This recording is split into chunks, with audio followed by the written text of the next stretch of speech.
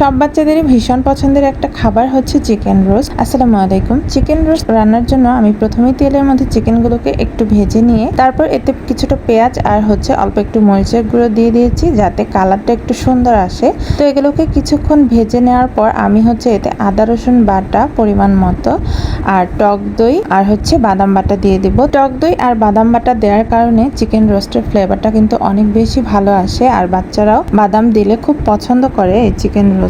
তো এগুলো দিয়ে কিছুটা মিক্স করে নিয়ে আমি এবার গরম মশলার গুঁড়া, জিরা গুঁড়া, ধনে গুঁড়া এসব কিছু আর পরিমাণ মতো লবণ দিয়ে এখন কষিয়ে নেব। কাঁচামরিচও দিয়ে দিলাম ফ্লেভারের জন্য। একটু টমেটো সস দিলে রোস্টটা আসলে অনেক বেশি মজা হয়। তো কষানো শেষ হয়ে গেলে আমি এতে 1 কাপ পরিমাণ লিকুইড দুধ দিয়ে দিলাম। দুধটা দিয়েই এবার এই চিকেনটা সিদ্ধ করে নিব। সিদ্ধ করার প্রয়োজনে অল্প একটু পানিও দেওয়া যায়। তো নামানোর একটু আগে যখন পানিটা টানিয়ে ফেলবো তখন গুঁড়ো দুধ আর পেঁয়াজ বেরেস্তা একসঙ্গে মিশিয়ে আমি দিয়ে দিলাম। তো ব্যাস, এখন শুধু পানিটা শুকিয়ে ফেলবো আমাদের পছন্দ অনুযায়ী ঝোল রেখে। তো এই তো আমার চিকেন রোস্ট রান্না একদমই কমপ্লিট। চুলাটা আমি এখন বন্ধ করে দিব।